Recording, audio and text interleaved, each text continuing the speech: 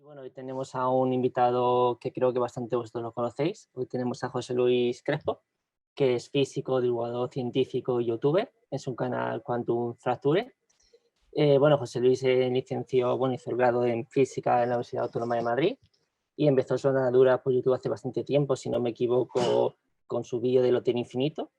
Correcto. Y bueno, hasta la actualidad ha conseguido un gran éxito, llegando a aglomerar casi 2,8 millones de suscriptores y un gran contenido de vídeos que lo ve todas las semanas, lo ve un montón de gente. Y bueno, nos va a contar cómo es ese mundo de YouTube, cómo es divulgar y atraer a tanta gente al mundo de la ciencia, que creo que es algo bastante complicado, y cómo la gente está tan enganchada y le puede parecer un tema tan interesante como lo es la física. Y dado dicho esto, vamos a tomar la palabra ya a José Luis, que nos cuente su charla. Pues David, muchísimas gracias por la presentación. Os voy a compartir aquí una presentación sencilla que tengo. Espero que no estalle el universo. Si me decís que estalla el universo al compartir esto y hacer esto, ¿me decís todo bien, todo correcto? ¿No he destruido nada? Todo bien por Sí, creo ahora. que sí. Vale, pues estupendo. Bueno, pues eso, en esta pequeña charla, ¿no? Os voy a contar un poco de dónde surge Quantum Fracture, cómo yo siendo físico acabo siendo youtuber, que a lo mejor a mucha gente le sorprende mucho, ¿no? Desde luego les sorprendió a mis padres, desde luego. Y intentaré también daros como a lo mejor el máximo consejo o la máxima lección que he aprendido haciendo divulgación profesionalmente todos estos años, ¿no? Bueno, supongo que toda la historia comienza en mi pueblo, Valdepeñas. A lo mejor algunos no lo sabéis, pero David y yo hemos ido al colegio desde pequeños. O sea, llevamos una vida juntos. Y nosotros somos aquí de Valdepeñas, en un pueblo en Ciudad Real. Y digamos que toda la historia. Es decir, he acabado al final siendo divulgador científico seguramente por un punto de inflexión que sucede cuando tenía 14 años. Ese soy yo. Eh, en este momento, ¿no? Que tengo 14 años, es cuando descubro la física, por así decirlo. Yo siempre he tenido como muchas inquietudes por la ciencia, pero es en este momento cuando empiezo como a leer un montón de libros de divulgación sobre física, empiezo a ver un montón de documentales, me intereso mucho, descubro una vocación y una pasión muy grande por lo que es la física moderna, ¿no? Todas estas cosas raras de la relatividad, la física cuántica me empieza a interesar muchísimo y empiezo a consumir divulgación a expuertas. Mucha, durante muchos años. Y supongo que este es un poco el principio de todo, ¿no? Un divulgador muy famoso, ¿no? En internet, que es Minute Physics, tiene esta frase, me parece muy acertada, que es: si quieres ser un gran maestro de sushi, primero tienes que comer mucho sushi. Entonces, yo desde luego era un gran consumidor de divulgación científica. Pero es cierto que durante ese camino en el que leía muchos libros, veía muchos documentales y estas cosas, poco a poco me fui aburriendo. Poco a poco me fui dando cuenta que siempre te contaban lo mismo. Me fui dando cuenta de que siempre eran las mismas analogías, las mismas cuatro cosas. Como que yo echaba de menos cierta profundidad o echaba de menos, pues eso, que hubiera un poquito más, ¿no? Que alguien me contara un poquito más. Y no necesariamente fuera ir a un libro técnico a leerlo, sino que veía que había cierto tradicionalismo, por así decirlo, cierto conservadurismo en cómo se hacía divulgación y en qué cosas se contaban. Y en el fondo uno lo piensa con retrospectiva y tiene sentido, ¿no? Al fin y al cabo, los documentales, los libros, tienen que ser de un modo, tienen que estar escritos de un modo que tanto el niño como la abuela como el usuario medio tiene que entenderlo. Entonces no te da mucho espacio a la innovación, no te da mucho espacio a hacer formatos un poquito más o contar cosas que se salgan un poco de madre porque en el fondo tienes que vender libros, tienes que vender documentales y tienes que... un público medio tiene que entenderlo siempre. Este es el punto en el que yo descubro que en YouTube se está haciendo totalmente lo contrario. Es el momento en el que aparece YouTube, como en el sentido de los youtubers, ¿no? Aquí yo supongo que estaba en bachillerato cuando conozco al señor Rubius y a todos estos youtubers primigenios. Y al margen de caer, como mucha gente de mi generación, en wow, los youtubers, tal, qué guay lo que hacen, qué divertidos, etcétera, como un modo de entretenimiento, también descubro que en el mundo angloparlante está habiendo como una horda de youtubers que no se dedican a cosas de entretenimiento, sino que se dedican a contar cosas sobre ciencia. Esto sucede como en 2010, 2011, ¿no? Aparecen todos estos canales fabulosos, CGP Grey, Smarter Everyday, Veritasium, Visos, y el que a mí me parece como el super top, que es Minute Physics. O sea, esta gente en ese momento estaban haciendo algo completamente novedoso. O sea, todas estas cosas del conservadurismo que yo veía en divulgación, esta gente lo rompe. Esta gente se atreven a contar cosas mucho más avanzadas, con analogías completamente nuevas, dando perspectivas completamente novedosas. Encima, el estilo que tienen al contarlo no es una cosa tradicional en el sentido de pues, la típica voz de narrador del documental del universo es no sé qué, no sé cuántos. O sea, esta forma de hacer las cosas que proviene en gran parte, ¿no?, del cosmos de Carl Sagan, ellos rompen con esas cosas. Y de repente pues te encuentras vídeos en los que literalmente un colega te está contando cosas en la servilleta de un bar, ¿no? Y tiene, digamos que hay como todas unas nuevas propiedades, ¿no? Se ha curtido un nuevo formato. Se ha curtido un nuevo formato para hacer divulgación científica. Y yo caigo completamente enamorado de esta forma de contar ciencia, que es completamente diferente a lo que yo estaba acostumbrado. Y es en este momento en el que yo empiezo, joder, qué guay todos estos canales en inglés que hablan de estas cosas. ¿Y si hay uno en español? Hay uno en español y yo buscaba en YouTube, en plan, debe haber un canal de ciencia con este rollo que haya por aquí. Y yo no lo encontré. No encontré ningún canal de este tipo. Y eso era algo raro, ¿no? Normalmente había lo que surgía en el mundo angloparlante tenía su contrarréplica en el mundo hispanohablante, ¿no? Había canales de videojuegos, en español, había canales de humor en inglés, había canales en español. Y sin embargo, no había nada de esto, ¿no? En español. No había canales de divulgación científica en español con este rollo, ¿no? Y es en ese momento cuando yo creo que estaba en bachillerato terminando, ¿no?, cerca de selectividad, cuando empiezo a darle vueltas a esto y pienso, hostia, ¿y si lo monto yo? ¿Y si esto pudiera funcionar, ¿no? Y hacemos un canal de este tipo. Y la idea de Quantum Fracture ya está ahí en mi cabeza en 2012. Ya empieza a surgir. De hecho, en perspectiva, o sea, qué guay un proyecto así, qué guay un proyecto de montar un canal en el que se hable de ciencia en español. Yo, ese verano de transición típico, en el que pasas de bachillerato a la carrera y te sacas el carnet de conducir y estas cosas, bueno, pues yo no me saqué el carnet de conducir. Y lo que hice fue aprender a animar, aprender a usar software de animar. Este es un software súper antiguo llamado Flash, que de hecho ya está descatalogadísimo. Y aprendí a utilizar Flash para, pues eso, audiovisualmente contar mis cosas de física. Y aprendí ese verano. De ese aprendizaje, una vez ya cuando fui a Madrid, a la Universidad Autónoma, a estudiar física, mi hobby básicamente cuando estaba en la carrera, precisamente eran estos vídeos. Mi hobby era hacer estos videitos de física explicando cosas con animaciones y subirlos a mi canal de YouTube. Y ya por entonces me di cuenta de que joder, mis vídeos, algunos divulgadores como, por ejemplo, me acuerdo que la primera divulgadora que me dijo, qué guay este vídeo, tal, no sé qué, fue Clara Grima, de hecho. Y bueno, un montón de divulgadores como que empecé como a entrar en contacto con la comunidad de divulgación y yo veía que mis vídeos, que eran un hobby, yo los subía simplemente porque me gustaba, ¿no? Empezaban a tener como cada vez más tracción y cada vídeo que subía, más gente lo veía y la gente decía, ¡y sube más vídeos, tal! Porque claro, yo no tenía una carrera que hacer, yo subía cada muchos meses. Entonces, más o menos durante la carrera, cuando estaba más o menos en tercero de carrera, cuarto de carrera, estaba cerca de terminar, yo ya le estaba dando vueltas a esto, porque a mí me apasionaba mucho hacer estos vídeos. Me parecían también un reto intelectual interesante, cómo coger temas que son complicados e intentar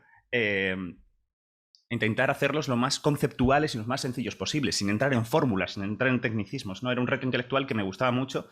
Y en el fondo, en la vida, ¿no? Tú te esfuerzas, pones tiempo en un reto que es difícil y al final, cuando lo resuelves, recibes una cierta recompensa, ya sea una recompensa intelectual tú por haberlo resuelto o también en mi caso, joder, publicas un vídeo y la gente le gusta, te lo dice en los comentarios y tú ves que tiene un impacto positivo. En contrapartida, yo durante la carrera nunca he sido como físico un gran resolvedor de problemas, ni un gran...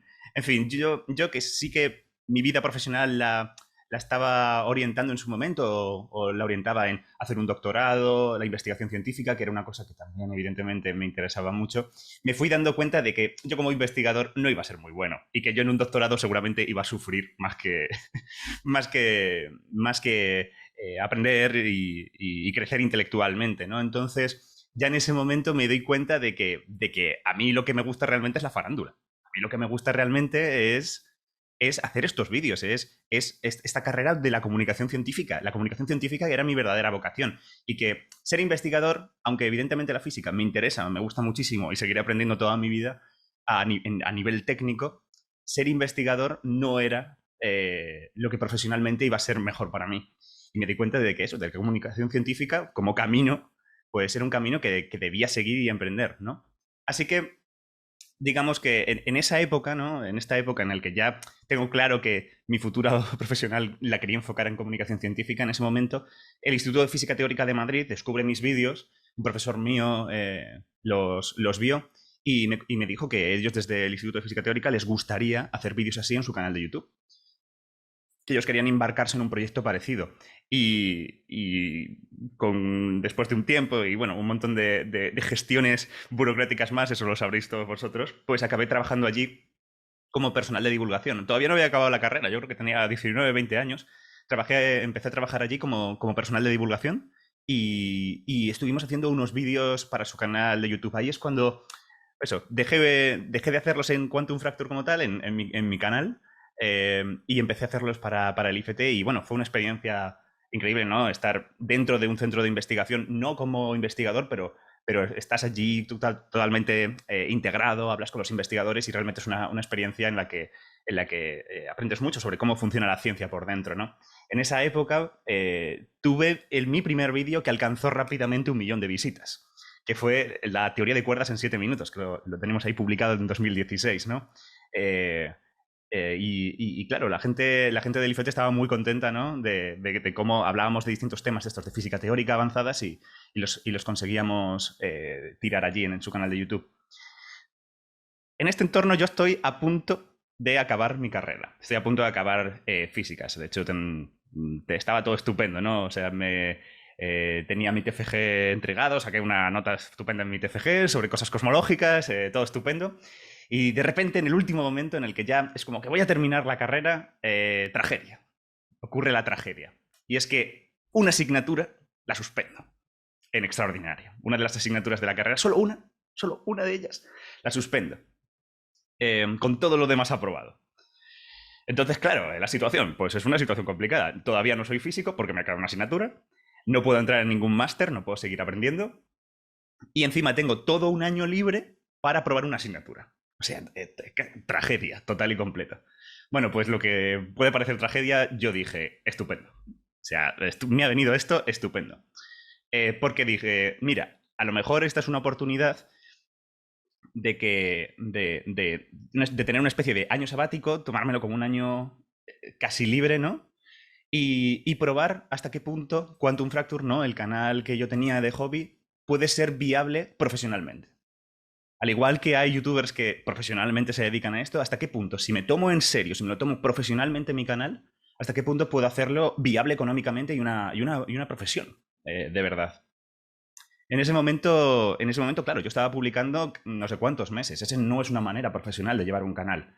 Al igual que no sería profesional que una cadena de televisión emitiera de manera aleatoria cada 7 semanas. Pues eso no es viable. Así que me planteé, oye, este año que tengo sabático voy a estar publicando todas las semanas, rigurosamente, como un reloj. Lo voy a tomar como un trabajo, mis 8 horas diarias animando todos los días, dedicado completamente a esto, y publicar todas las semanas. Así que esta idea, así que suspender esa asignatura que tenía libre, pues ayudó a que todo este plan convergiera, ¿no? Y planteé esta idea de hacer vídeos completamente semanales, ¿no? De hecho, esta es la noche vieja de 2016 a 2017. Me podéis ver ahí atrás y estaba muy nervioso, ¿no? Porque dije, joder, que este año voy a poder probar que esto funciona o no. Y estaba nervioso de llevar a cabo, no, subir estos primeros vídeos y llevar a cabo el proyecto. Y la cosa es que ese año pues fue extraordinariamente bien, ¿no? Fue extraordinariamente bien. A cada vídeo que publicaba el canal crecía más y bueno, hemos llegado a un punto en el que ahora mismo, en Quantum Fracture, pues está un poco desactualizado. Estamos ahora mismo en 2,8 millones de suscriptores, por ahí. Y bueno, estamos muy orgullosos del lugar en el que hemos acabado y desde luego muy contentos.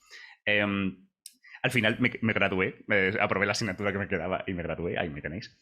Y desde entonces, YouTube es mi trabajo. Y trabajo profesionalmente en esto desde entonces. De hecho, YouTube ahora mismo, en nuestro trabajo como tal, conseguimos que funcione y que sea un trabajo no solo por el dinero que nos da YouTube por los anuncios que pone. Ahora, quien le interese más el tema de cómo es posible que un canal de YouTube sea viable económicamente, me lo puede preguntar y lo hablamos con más cuidado. Pero bueno, también una fuente de ingresos muy importante que lo que hace, estabiliza que nuestro canal de YouTube sea posible es que tenemos patrocinios de distintas marcas que hay que pensar que Quantum Fracture no es simplemente un canal de YouTube de un tío, sino que es una especie de canal de comunicación, ¿no? Es un canal, es un medio de comunicación, en nuestro caso especializado en ciencia, especializado en física. Y muchas empresas pues les interesa el hecho de que tú tienes un canal especializado en eso y gracias a un montón de colaboraciones que tenemos con distintas marcas, por ejemplo, recientemente con la película de No mires arriba, no sé si la habréis visto, tuvimos una colaboración con el propio Netflix. Pues ahí estamos, ¿no? Y, y la cuestión también a entender, ¿no? De cuál es el estado de Quantum Fracture ahora mismo es que tampoco soy solo yo. Es decir, las épocas en las que yo hacía los vídeos sin más como un hobby, ¿no? En el mismo sentido que el youtuber típico que tú piensas que está jugando a videojuegos, enciende la cámara, se pone a jugar y la apaga y ya está. No, la realidad es que ahora mismo los creadores digitales no somos una persona, somos equipos enteros. Yo, por ejemplo, más o menos, este es mi equipo. Normalmente trabajamos en paralelo con varios animadores, con documentalistas, guionistas, editores, sonidistas para postproducción de sonido. Y ahora mismo que nosotros estamos trabajando en traducciones al inglés, pues también trabajamos con traductores, etcétera. Aparte de varias agencias que trabajamos para que todos estas colaboraciones comerciales salgan adelante, ¿no? Perfectamente en un vídeo podemos estar trabajando 6, 7 personas. Así que hay que empezar a pensar en Quantum Fracture como que es una especie de pyme, por así decirlo, una pequeña, mediana empresa, una productora audiovisual que hacemos contenido científico en concreto, ¿no? Entonces, bueno, esta es un poco mi historia, esta es la chapa de mi historia. Vayamos ahora a lo interesante, y es el cómo. Y es el cómo se hacen estas cosas. En realidad es bastante más intuitivo de lo que uno piensa. O sea, es una cosa que está menos sistematizada de lo que uno podría pensar. Pero yo creo que sí hay un consejo clave que es aplicable básicamente a muchos tipos de divulgación.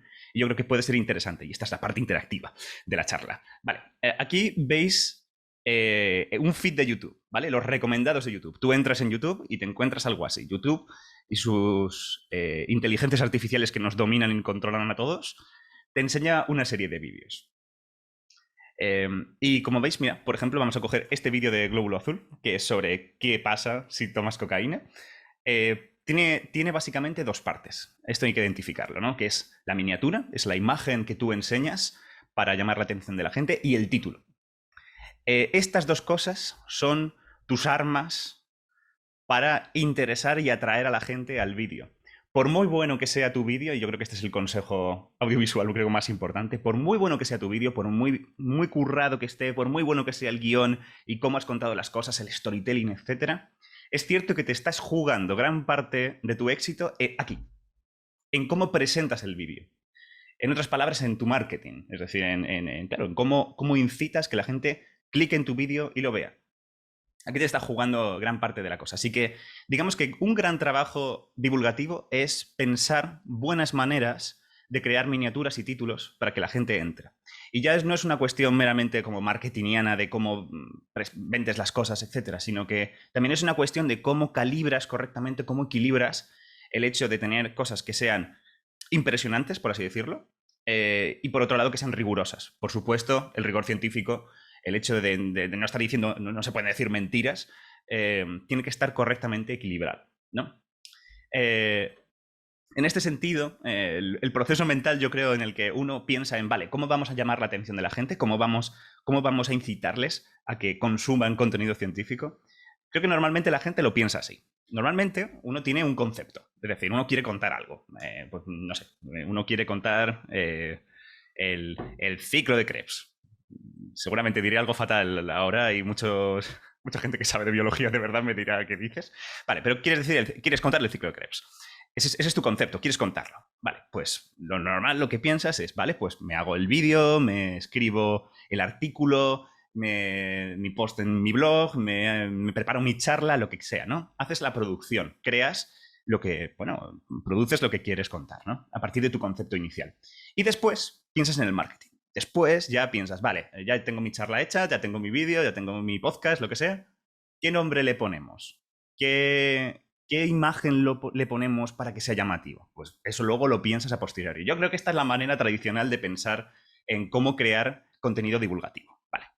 Yo os propongo, y esta es más o menos la forma en la que muchas veces yo trabajo, muchas veces trabajo así, no voy a negarlo, pero muchas veces lo pienso de otra manera y yo creo que la manera más eficaz es así.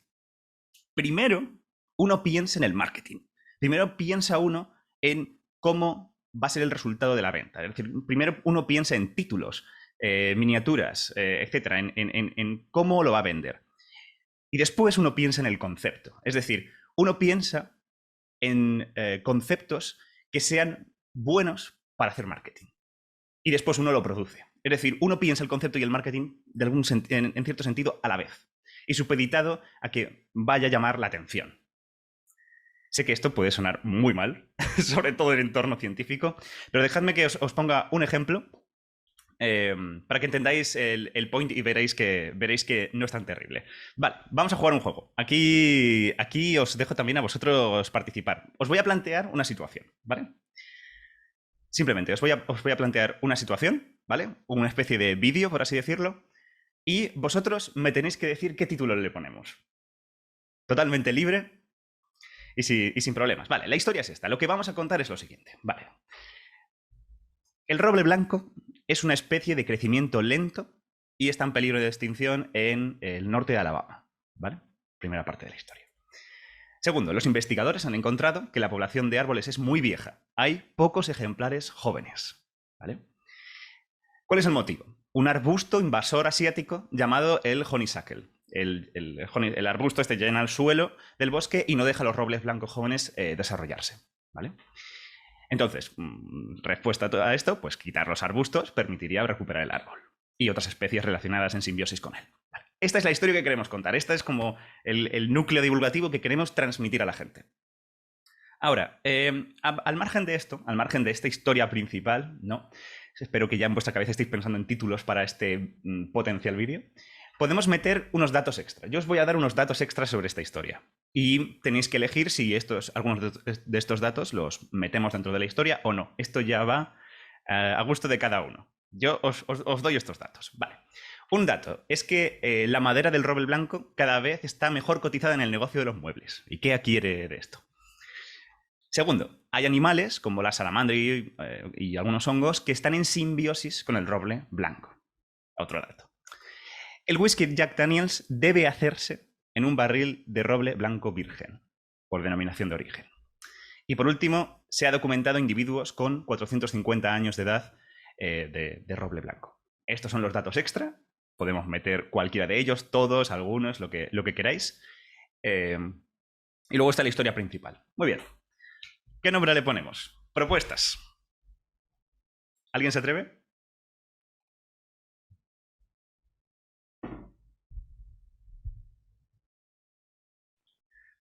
Silencio en la sala.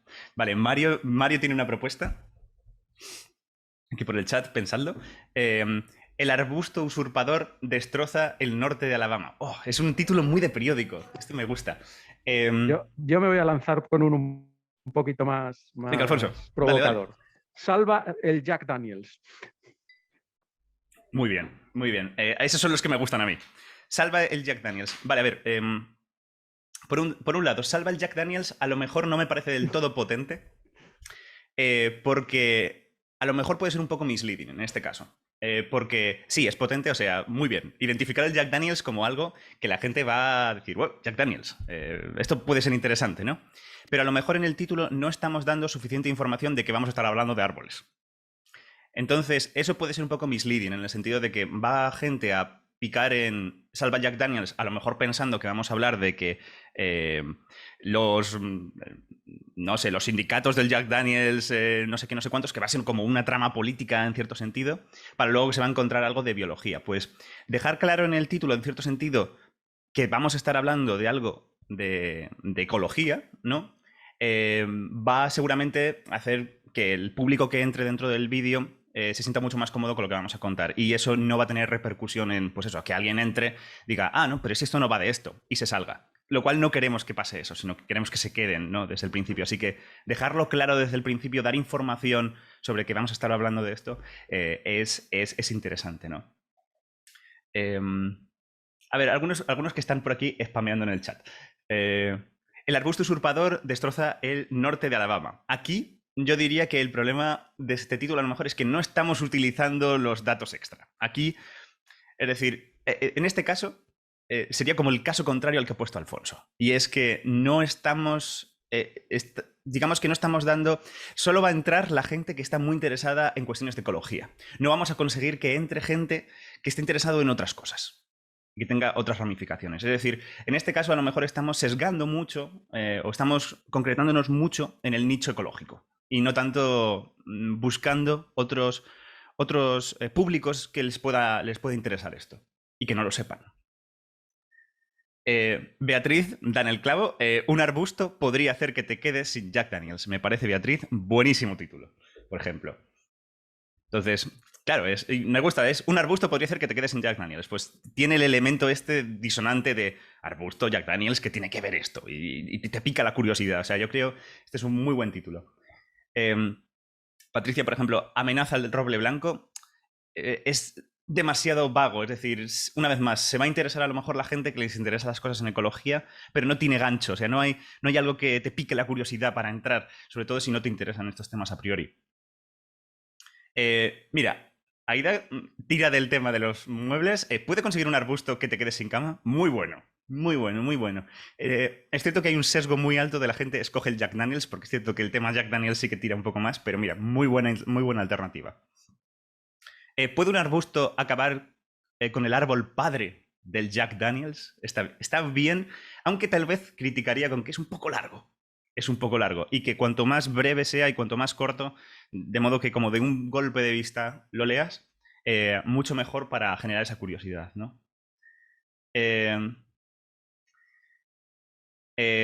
Carmen un poco igual, ¿no? Honeysuckle, el asesino del roble blanco. Tiene gancho con lo del asesino, etcétera, pero una vez más, a lo mejor lo estamos sesgando mucho a los interesados en tema ecología. Mira, José Antonio da una propuesta interesante. Dice, las poblaciones envejecidas no son solo cosa de ciudad. Estos son los tipos de títulos que son poéticos. Y que son muy dados a veces en prensa, artículos, ¿no? Que más en el mundo escrito que audiovisual. Mi sensación es que en el mundo de internet, en el que va todo el mundo con una escopeta intentando conseguir gente, mi sensación es que estos títulos que son mucho más poéticos no funcionan muy bien. Sencillamente porque no estamos siendo directos, ¿no? Es una lástima, ¿no? Pero mi sensación de funcionalidad en internet es que tenemos que ser como muy directos y no que las cosas sean poéticas, lamentablemente, ¿no? Rocío, Honeysuckle o Jack Daniels. Tal vez demasiado vago, demasiado en el aire, ¿no? Demasiado. No sabes muy bien a qué se refiere. Incluso podrías pensar que el Honeysuckle es otro licor o algo así. Y no genera esa curiosidad, no entiendes muy bien esa curiosidad que te va a hacer clicar, en mi sensación. Y un poco por ahí, que tampoco quiero dar mucho el coñazo dando opiniones sobre esto. Roble Blanco, extinción o whisky, creo que también me parece muy guay. Nuestros enemigos del este nos están invadiendo. Este es muy interesante, porque este de Francisco, porque este puede ser un poco ya pecar de clickbait malo. O sea, nuestros enemigos del este nos están invadiendo, nos siguen invadiendo, porque puede ser, una vez más, un vídeo en el que tú entres porque pienses que te van a hablar de política exterior y te encuentres que va sobre árboles. Entonces, eso produce sentimientos negativos en la persona que lo ve, en plan de, joder, me han engañado. Es un poco título engañoso, yo lo diría que es así. Bueno, ok, os dejo dar el coñazo con esto. Muchas gracias por todas vuestras propuestas. Mi propuesta, de hecho, para este caso sería ¿por qué los arbustos asiáticos están arruinando el whisky? Aquí añado el elemento de que es un arbusto asiático para que sea como más LOL, o sea más loco todavía. ¿Por qué los arbustos asiáticos están arruinando el whisky, ¿no? Por si alguien no conoce del Jack Daniels. Aunque bueno, yo creo que es bastante conocido. Pero arbustos asiáticos y whisky. O sea, ¿qué tiene que ver esto, no? Esta sería mi propuesta. Entonces, bueno, para acabar un poco esta charla y ya dejaros a vosotros preguntar lo que queráis, que seguramente vais a preguntar cosas más interesantes de lo que a mí se me pueda ocurrir. El futuro de Quantum Fracture. Bueno, nosotros ahora somos una pyme, estamos preparando muchos proyectos, más allá de los vídeos, tenemos como muchas ideas divulgativas que queremos hacer y bueno, en el fondo nuestro moto, ¿no? Nuestra idea central, ¿no? Es esa idea que yo ya tenía, o ese sentimiento que yo ya tenía cuando era adolescente, y yo buscaba divulgación que fuera más allá de lo que estaba haciendo. En el fondo nosotros hacemos vídeos para ese yo del pasado, ¿no? Porque creemos que esa figura, esa personita sigue existiendo en muchas partes, y es intentar siempre hacer divulgación más innovadora, no quedarte en las analogías de siempre, contar siempre lo mismo de la misma forma, sino que cada vez que publiquemos un vídeo, intentar encontrar un tema raro, intentar encontrar una historia rara, cosas que ya se han explicado, buscarles otra manera de explicarlas y realmente como empujar estas barreras en cómo se hace comunicación audiovisual y innovar hasta cierto sentido en cómo contamos ciencia. Y bueno, básicamente me hace muy feliz hacer vídeos de ciencia. Creo que mi equipo también estamos muy contentos y seguiremos haciéndolo hasta que los dioses de YouTube